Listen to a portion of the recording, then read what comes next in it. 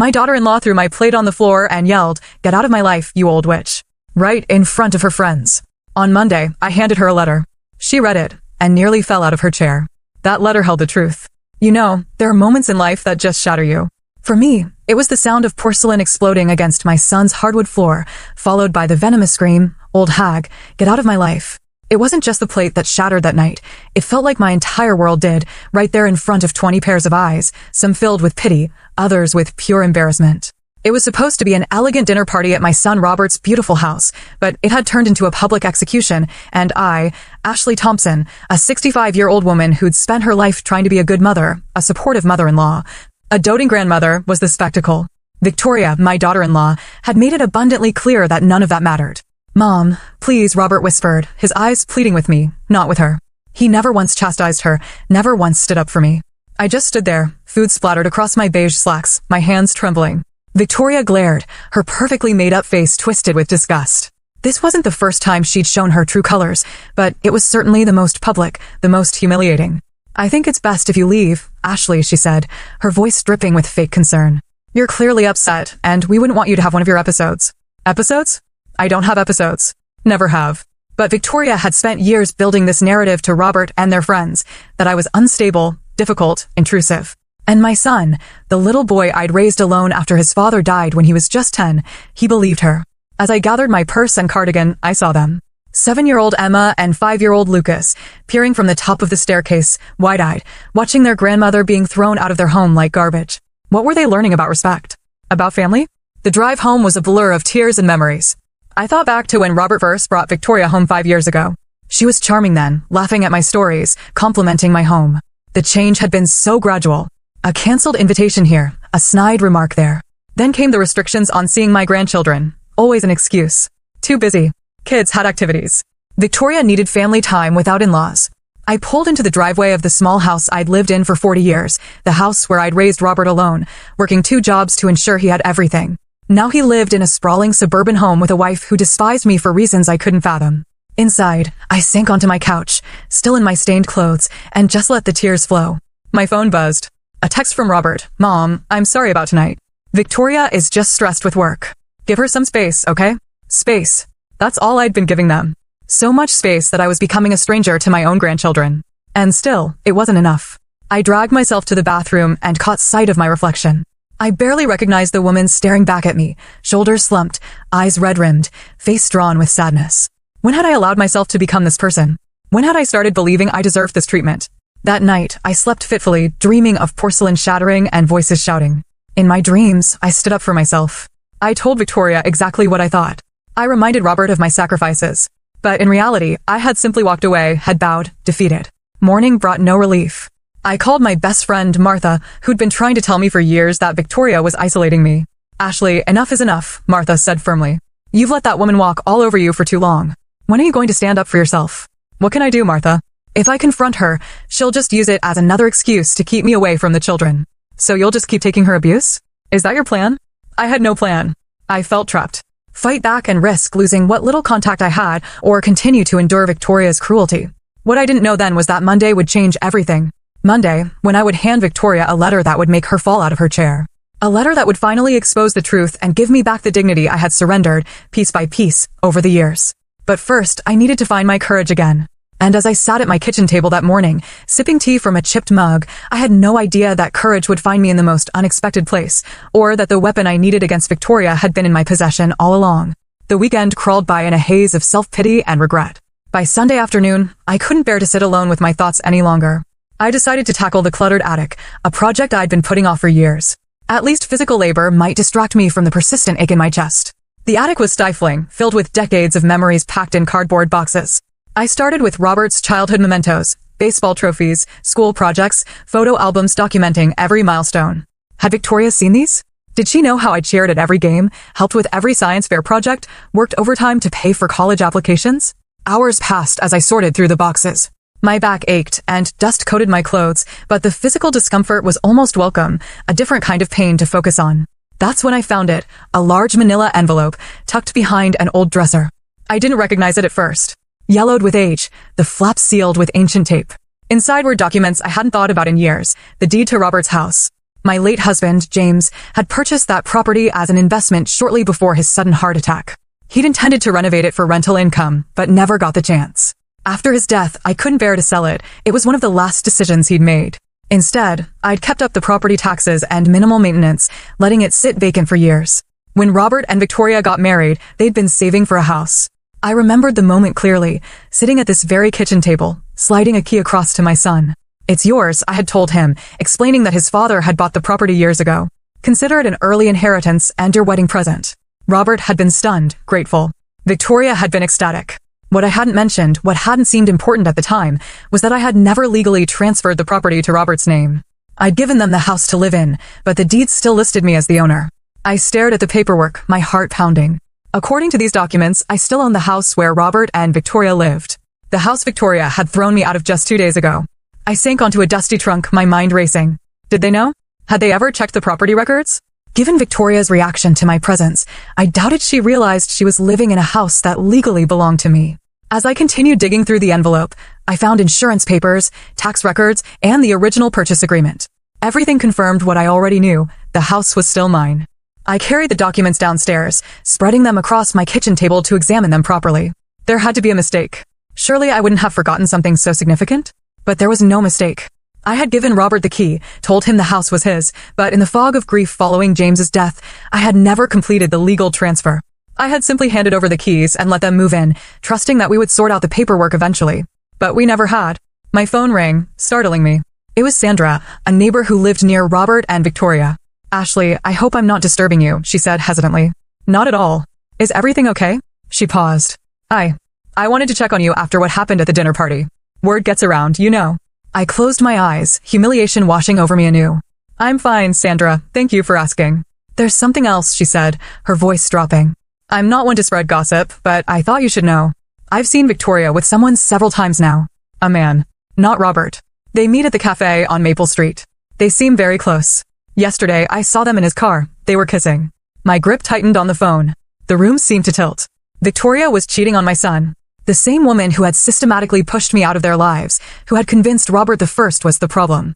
"Have you told Robert?" I asked, my voice barely audible. "No, I thought you should know first." I wasn't sure if I should say anything at all. After Sandra hung up, I sat motionless at my kitchen table, surrounded by property documents and this new, explosive information. Victoria was cheating on my son. She was living in my house. And she had humiliated me in front of everyone. Pieces started falling into place. Victoria's increasing hostility toward me, her determination to cut me out of their lives. What if it wasn't just ordinary mother-in-law attention? What if she was deliberately isolating Robert from his support system? I needed to confirm Sandra's story before jumping to conclusions, but combined with the property documents spread before me, I now held information that could completely change the power dynamic between Victoria and me. For the first time since that disastrous dinner party, I felt a flicker of something other than despair. Not quite hope, not quite vindication, but a growing certainty that the universe had just handed me the means to reclaim my dignity and protect my son. Monday was approaching, and with it, a decision I never thought I'd have to make. Should I confront Victoria with what I knew? Should I tell Robert about his wife's betrayal? Or should I simply assert my legal rights to the house they lived in? As the sun set outside my window, I knew one thing for certain. I was done being the victim in Victoria's story. It was time for me to write my own ending. That night, sleep eluded me. I tossed and turned, my mind racing with possibilities and consequences. By morning, exhaustion had settled deep in my bones, but a strange clarity had emerged. I called Martha. "I need your advice," I said when she answered. "Can you come over?" An hour later, we sat at my kitchen table, the property documents and a pot of strong coffee between us. Martha listened without interruption as I explained everything: the house, Sandra's revelation about Victoria's affair, my growing suspicion that Victoria was systematically isolating my son. When I finished, Martha reached across the table and squeezed my hand. "I've been waiting 5 years for you to see what that woman really is. I should have listened to you sooner," I admitted. "The question is, what are you going to do now?" Martha asked, tapping the property deed. "You have options, Ashley. Real power." Did I? The thought was so foreign after years of yielding to Victoria's hostility, stepping back to keep the peace, making myself smaller to accommodate her demands. "I could tell Robert about the affair," I said quietly. Martha frowned. "And what if he doesn't believe you? Victoria's had years to poison him against you. He might think you're making it up out of spite." She was right. Victoria had skillfully positioned me as the jealous, clingy mother who couldn't let go. Any accusation from me would be filtered through that lens. Or, Martha continued, you could use the house. Legally, you could evict them. I recoiled at the thought. I would never do that to Robert or my grandchildren. Of course not, Martha said, a glint in her eye. But Victoria doesn't know that. I stared at my oldest friend, seeing the strategic mind that had made her a formidable business owner before retirement. You think I should threaten her? I think you should let her know that you know about everything, the affair, the house. Let her realize that the power dynamic has shifted. Martha's eyes gleamed. Watch her squirm for a change. The idea was tempting, so tempting that it frightened me. Was I really considering such calculated retaliation? But wasn't that precisely what Victoria had been doing to me for years? I don't want revenge, I said finally. I just want to protect my son and my grandchildren. And maybe to get back a little of what she's taken from me. Martha nodded. Then you need evidence of the affair. Something concrete that Robert can't dismiss. And then what? Break my son's heart? Destroy his family? Victoria's already doing that, Martha said bluntly. You'd just be opening his eyes to the truth. After Martha left, I sat alone, weighing my options. The thought of confronting Victoria made my stomach clench with anxiety. She was younger, more confident, quicker with cutting remarks. But she had also never seen me fight back. I spent the afternoon driving past the cafe on Maple Street where Sandra had seen Victoria with her lover. Fortune favored me. There they were, sitting at an outdoor table, their hands intertwined. I parked a safe distance away and used my phone to take pictures. Victoria looked animated, happy, her face lit with an ease I'd never seen when she was with Robert. The man was handsome, in a polished way, expensive haircut, designer clothes. They seemed comfortable together, familiar. This was clearly not a new development. I followed at a distance when they left the cafe. They walked to a sleek car parked on a quiet side street. Before getting in, Victoria glanced around furtively, then leaned in for a passionate kiss. I captured it all on my phone, feeling sick but determined. They drove to a small hotel on the outskirts of town. I didn't follow further. I didn't need to. By evening, I knew what I had to do. Not for revenge, not for satisfaction, but because my son deserved the truth, and because I deserved to reclaim my dignity. I sat at my desk and began to write, the words flowing more easily than I expected. Victoria, I want you to know 3 things. First, the house you live in, the house you threw me out of, legally belongs to me. I never transferred the deed to Robert's name. Enclosed are copies of the relevant documents. Second, I know about your affair. I know about the man you meet at the cafe on Maple Street, about your trips to the Parkview Hotel. I have photographic evidence, also enclosed. Third, I love my son and my grandchildren more than anything in this world. I've stepped back, stayed silent, and endured your cruelty because I feared losing them entirely. That ends now. I don't want to hurt Robert. I don't want to devastate my grandchildren. But I will not allow you to continue destroying our family while living under my roof. You have a choice. End the affair immediately and start treating me with the basic respect any human being deserves, or I will tell Robert everything and begin formal eviction proceedings. I'm not asking to be your best friend. I'm simply requiring decency for myself and for the sake of my son, who deserves better than betrayal. You have until Friday to decide. Ashley. I read the letter over, feeling a strange calm. The words weren't vindictive or emotional, just clear, factual, firm. I enclosed copies of the property documents and printed several of the photos I'd taken. Tomorrow was Monday. Tomorrow, I would hand Victoria this letter that would make her fall out of her chair. Tomorrow, everything would change. For the first time in years, I slept soundly, undisturbed by fears of disapproval or rejection. Whatever happened next, I would face it standing tall. Monday morning dawned bright and clear, a stark contrast to the storm brewing inside me. I dressed carefully, a simple blue dress that Martha always said brought out my eyes, comfortable but elegant flats, a touch of makeup. Not for Victoria's benefit, but for my own. Today, I needed every ounce of confidence I could muster. The envelope sat on my kitchen counter, sealed and waiting. Inside were the truths that could shatter the careful facade Victoria had constructed, the proof of her affair, the documents showing that I owned the house she had made into her fortress against me. I checked the time. Robert would be at work. He always left by 7:30. The children would be at school. Victoria typically spent Monday mornings at home, catching up on household affairs before meeting friends for lunch. It was the perfect opportunity. As I drove to their house, my resolve wavered. Was I really prepared to upend everyone's lives? What if this made things worse? What if Robert blamed me, the messenger, rather than Victoria for her betrayal? No, I said aloud, gripping the steering wheel tighter. I can't keep living like this. The house, my house, legally speaking, came into view. The lawn was immaculate, the garden beds bursting with the flowers Victoria selected each season. Even from the outside, it looked like the perfect home for the perfect family. But I knew better now. I parked at the curb, took a deep breath and walked up the stone path to the front door. The envelope felt heavy in my hands, weighted with consequences. I rang the doorbell and waited, heart pounding. After a moment, I heard footsteps approaching. The door swung open, and there stood Victoria, perfectly put together as always, in designer jeans and a crisp white blouse. Her expression shifted instantly from neutral to cold annoyance. Ashley, she said flatly. Robert's not home. I know, I replied, my voice steadier than I'd expected. I came to see you. She raised an eyebrow, making no move to invite me in. I thought I made it clear on Friday that we needed space. You made a lot of things clear on Friday, I said. May I come in? This won't take long. Victoria hesitated, then stepped back grudgingly. 5 minutes. I have a busy day. I followed her into the living room, the same room where she'd humiliated me just 3 days ago. The physical evidence was gone. No shattered plate, no food stains on the floor, but the emotional debris remained thick in the air between us. Well, Victoria crossed her arms, tapping her foot impatiently. What's so important? I held out the envelope. This is for you. She looked at it suspiciously. What is it? Something you need to see. With obvious reluctance, Victoria took the envelope and tore it open. Her eyes scanned the first page of my letter, widening slightly. Then she flipped to the property documents, her fingers tensing around the paper. When she reached the photographs, her face drained of color. She looked up at me, then back at the photos, then at the deed. Her legs seemed to give out as she sank into the nearest chair, the papers clutched in her trembling hands. This is absurd, she stammered. But the panic in her eyes betrayed her. These photos they don't show anything. And this paperwork must be outdated.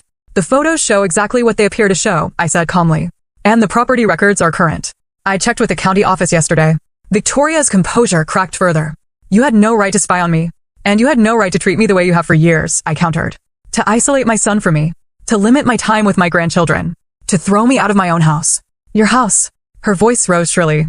This is our house, Robert and I. Robert, and you have been living here because I allowed it, I interrupted.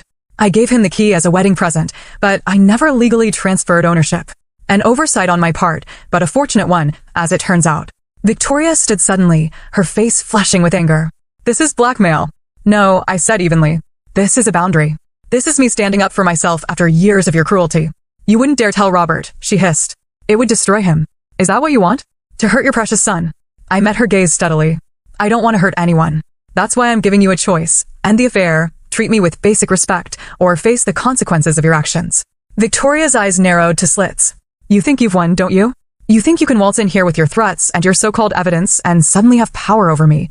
This isn't about winning, Victoria. It's about truth. It's about my family. Yes, my family, including my son and my grandchildren and my place in it. She threw the papers onto the coffee table, her hands shaking with rage. Get out of my house. My house, I corrected gently, turning toward the door. You have until Friday to decide what happens next. As I walked out, I felt lighter than I had in years. Despite the tension of the confrontation, I hadn't raised my voice. I hadn't lost control. I had simply spoken my truth and set my terms. From the car, I glanced back at the house. Victoria stood in the window, watching me, her expression unreadable from this distance. I had no idea what she would choose to do next, and the affair, agree to my terms, or call my bluff. But for the first time in our 5-year relationship, the choice wasn't entirely hers. I started the engine and pulled away from the curb, realizing that I was no longer afraid. Whatever happened next, I had reclaimed something essential, my voice. I expected to have until Friday before hearing from Victoria or Robert. I was wrong. By Tuesday evening, my phone was ringing constantly. First Victoria, then Robert, then Victoria again. I let each call go to voicemail, needing time to steady myself before the inevitable confrontation. Victoria's message was venomous. You've made a terrible mistake, Ashley. You have no idea what you've done. Roberts was confused, worried. Mom, what's going on? Victoria is upset. She says you threatened her. Please call me back. I took a deep breath and called my son. Robert, I think we need to talk in person. Mom, whatever is happening between you and Victoria, can't you just apologize? She's really upset. Something in me snapped. No, Robert. Not this time. This is important. Can you meet me at Riverside Park in an hour? He hesitated. All right, but Mom, please, let's resolve this peacefully. The park was quiet in the early evening, just a few joggers and dog walkers enjoying the fading light. I sat on a bench overlooking the river, watching the water flow steadily past. There was comfort in that constancy. The river had been here long before my problems and would continue long after. Robert arrived, looking harried, his tie loosened, hair slightly mussed as if he'd been running his hands through it. A nervous habit from childhood. Mom, he said, sitting beside me. What's this about? Victoria says you're threatening to evict us. I turned to face him, my heart aching at the worry in his eyes. Robert, there are things you need to know. Things I should have told you sooner. Slowly, carefully, I explained about the house, how it had remained in my name all these years, through oversight, not intention. Robert looked shocked but not angry. Why didn't you say something before? He asked. Honestly, I forgot. After giving you the key, in my mind, it was your house. I only discovered the truth when I was cleaning the attic this weekend. Robert nodded slowly. We can fix that. I'll call our lawyer tomorrow and have the deed transferred properly. I took a deep breath. There's more, Robert. His face fell. Mom, please, if this is about Victoria's behavior at the dinner party, she's stressed with, Victoria is having an affair, I said quietly. Robert froze, his face draining of color. What? I reached for his hand. I'm so sorry. I wouldn't tell you this if I wasn't certain. You're wrong, he said, pulling his hand away. Victoria wouldn't. She loves me. She loves our family. Robert, I said gently, retrieving my phone. I have proof. I showed him the photos. Victoria with her lover at the cafe, their passionate kiss by the car, entering the hotel together.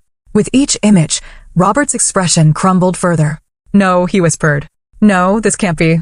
I'm sorry, I said again, feeling his pain like a physical wound. I didn't want to hurt you, but you deserve to know the truth. He stood abruptly, pacing in front of the bench. How long have you known? Just since Sunday. A neighbor saw them together and told me. Robert ran his hands through his hair, his breathing ragged. And the eviction threat? Was that real or just to scare her? I would never put you and the children on the street, I said firmly. Never. But Victoria didn't know that. I wanted her to understand that things had to change, that I wouldn't be treated like dirt in my own family anymore. He was quiet for a long moment, staring out at the river. All these years, he said finally, Victoria told me you were trying to come between us. That you were clingy, possessive. That your feelings were always hurt because you couldn't accept that I had my own life. My throat tightened. And you believed her? She was my wife, he said simply. Then corrected himself. She is my wife. I tried so hard, Robert. I stepped back. I made myself small. I accepted the scraps of time she allowed me with you and the children. All to keep the peace. Robert turned to face me, his eyes red-rimmed. I should have seen it. I should have stood up for you. We both made mistakes, I said. But it's not too late to fix them. What am I going to do? He asked, suddenly looking like the lost boy who'd faced his father's death all those years ago. You're going to take some time to think, I said gently. You're going to decide what's best for you and Emma and Lucas. And whatever you decide, I'll support you. She's going to say you're lying, that you've always been jealous of her. I nodded. Probably. That's why I made copies of everything, the photos, the property documents. She can deny it, but the truth is the truth. Robert sank back onto the bench, shoulders slumped. I need to confront her. Do you want me to come with you? He considered this, then shook his head. No, this is between me and Victoria. But afterward, his voice faltered. Afterward, I might need a place to stay with the kids. You know you're always welcome, I said, my heart both breaking for his pain and swelling with hope that my son might finally be coming back to me. As dusk settled over the park, Robert and I sat in silence, watching the river flow. The confrontation with Victoria still loomed ahead, but something fundamental had already shifted. For the first time in years, my son and I were on the same side, facing the truth together instead of divided by Victoria's manipulations. Whatever happened next, we would face it as a family, the real family that had existed long before Victoria entered our lives. 6 months can change everything. On a warm Saturday morning, I stood in my kitchen preparing breakfast, pancakes shaped like dinosaurs, a weekend tradition that had recently been reinstated. Upstairs, I could hear the patter of small feet and excited whispers as Emma and Lucas awakened. Grammy, is breakfast ready? Emma called down the stairs, her voice carrying through the house. My house, which now held more love and laughter than it had in decades. Almost ready, sweetheart. Tell your daddy to bring you down. So much had changed since that fateful day when I'd handed Victoria the letter. The confrontation between her and Robert had been explosive. According to my son, Victoria had denied everything at first, then shifted to blame. It was Robert's fault for being emotionally distant, my fault for turning him against her, society's fault for not understanding her needs. But faced with the undeniable evidence of her affair, her defenses had eventually crumbled. The woman who had seemed so invincible, so cruelly confident, had revealed herself to be a house of cards, fragile, insecure, built on lies. Robert and the children had moved in with me the very next day, bringing only what they could carry in a few hastily packed suitcases. Victoria had been apoplectic, threatening lawsuits, custody battles, even physical violence. But when Robert's lawyer, not mine, as I'd insisted this remain primarily between them, had presented the property documents along with the evidence of infidelity, her position had weakened considerably. The divorce proceedings had been difficult, especially for the children. Emma, at 7, understood enough to know that her mother had done something that hurt her father deeply.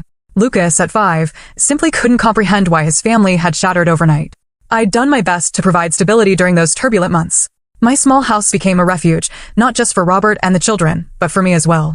After years of being pushed to the margins of my family's life, I was suddenly central again, needed again. Robert appeared in the kitchen doorway, a child clinging to each hand. Good morning, Mom. Something smells amazing. Dinosaur pancakes. Lucas exclaimed, eyes wide with anticipation. I smiled, flipping a triceratops-shaped pancake onto a waiting plate. Who wants the first one? Me. Me, both children shouted, scrambling onto the chairs I'd placed booster seats on. As I served breakfast, I marveled at how natural this felt, having my family around my table, starting the day together, building new routines and traditions. It wasn't the future I had envisioned, certainly not one that came without pain, but it was real and precious nonetheless. Robert caught my eye over the children's heads and smiled. A genuine smile that reached his eyes, unlike the strained expressions I'd grown accustomed to during his marriage. Thanks for everything, Mom.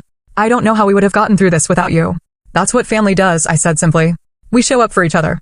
After breakfast, while Robert helped the children get dressed, I checked my email. Among the usual messages was one that made my heart skip, confirmation that the property transfer was complete. I had officially signed over the house, my house, to Robert. It had been my decision, made after months of careful thought. The house held too many painful memories for all of us now, tainted by Victoria's betrayal. More importantly, it had become clear that Robert needed a fresh start, a home that was truly his, without Victoria's influence or my history. The sale had closed yesterday. Robert didn't know yet. I'd tell him today, show him the papers, making him the sole legal owner. It was time for him to rebuild his life on his own terms, in a space that belonged entirely to him. The doorbell rang, interrupting my thoughts. Robert appeared in the hallway, confusion on his face. Are we expecting someone? I shook my head.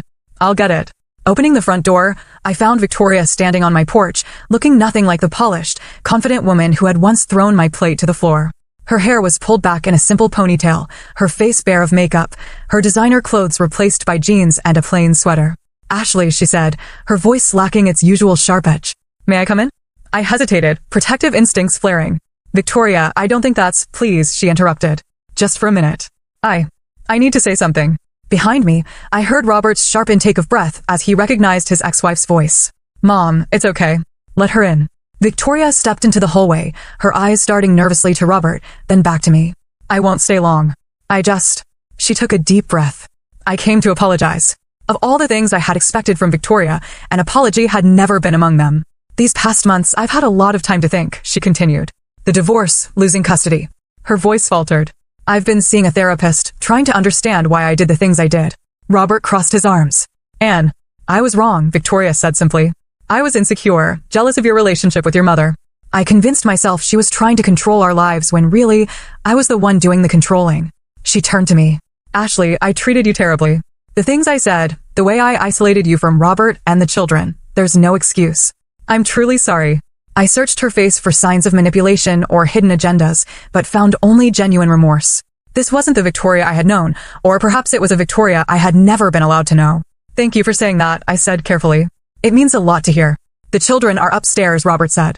They're almost ready for the park. Would you like to see them before we go? Victoria's eyes filled with tears. I would very much. As she climbed the stairs to greet her children, Robert turned to me. Do you think she's sincere? I considered the question. Yes, I do. People can change, Robert. Sometimes they just need a wake-up call. Later that day, after Victoria had gone and the children were napping, exhausted from their morning at the park, I showed Robert the property transfer documents. Mom, I can't accept this. You can and you will, I said firmly. It's time for you and the children to have your own home again. A fresh start. Robert embraced me, his voice thick with emotion. I don't deserve you. You deserve everything good, Robert. You always have. That evening, as I sat on my porch watching the sunset, I reflected on the journey of the past 6 months. The pain of that dinner party, the shock of discovering the truth about Victoria, the courage it had taken to write that letter, all of it had led to this moment of peace. I had never wanted revenge. I had only wanted what everyone deserves, respect, love, and a place in my family. In standing up for myself, I had not only reclaimed my dignity, but had also helped my son see the truth he had been blind to for too long. The future was uncertain. Robert and the children would eventually move back into their own home. Victoria would remain part of our lives through the children. Healing would take time for all of us. But as I watched the golden light fade from the sky, I felt a profound gratitude. The plate Victoria had thrown to the floor that night had shattered beyond repair. But my family, my real family, had not. We had pieced ourselves back together, stronger at the broken places, ready to begin again.